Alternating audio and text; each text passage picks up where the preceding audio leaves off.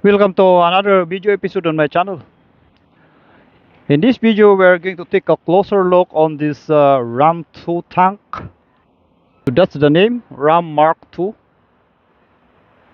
So this tank was designed and made in Canada during the war. About 2,000 of these were produced during the war. This is not well known as well as the Sherman tank of the US Army because it was not used in the war as a tank. Most of the 2,000 units that was produced during the war were either used as a training tank, and this is one of them. Notice here that this tank is only armed with this small gun. Actually, this is a 57 millimeter cannon, or about 2.24 inch. So it's a very small gun. It's very powerful. It's capable of penetrating about 4-inch thick steel at a distance of about 1 kilometer. Look at that. And the tank was based on the early M3 chassis.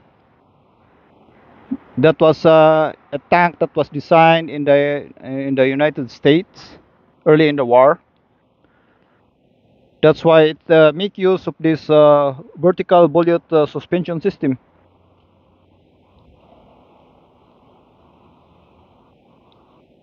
Yeah, this is what they call the vertical volute suspension system, based on the early models of US tank.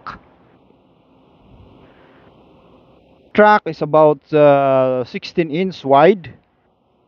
It's a bit narrow at the time. As you will see here, the track is covered with rubber, both in and out. Here, wheels over here. You can see that one. Look at that. And you will notice that the wheel is also covered with rubber. It's about more than 1 inch thick. Pretty much the rubber is used to cushion all the mechanical vibration that is caused when the tank is moving, which makes it more comfortable for the crew inside the tank. So this tank is about 8 feet wide from edge to edge, and it has about a length of 18 feet. So this is basically 18 by 8 feet by 18 feet. It's almost 10 feet tall. The top of the turret. Look at that. So see the thickness of the chassis. Look at that. This is almost more than, you can see it's almost thick, small, almost more than 2 inch thick. I should say it's 2.5 inch. So this armor is more than 2.5 inch thick. Okay, let's take a closer inspection. Look at the turret. Wow, very nice.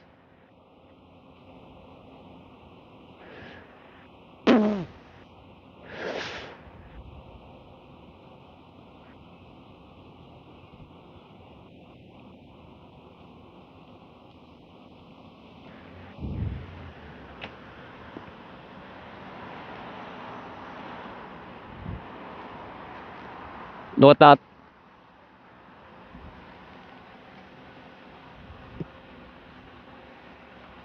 Wow.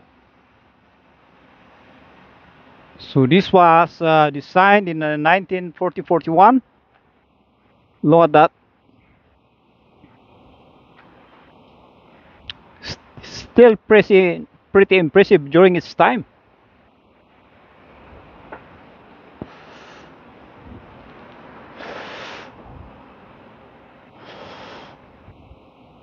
So this is the engine compartment.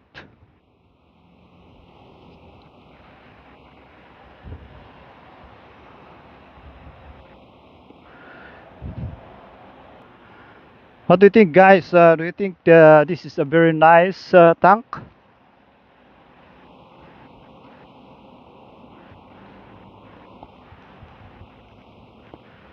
Just leave your comment below and let's talk about this.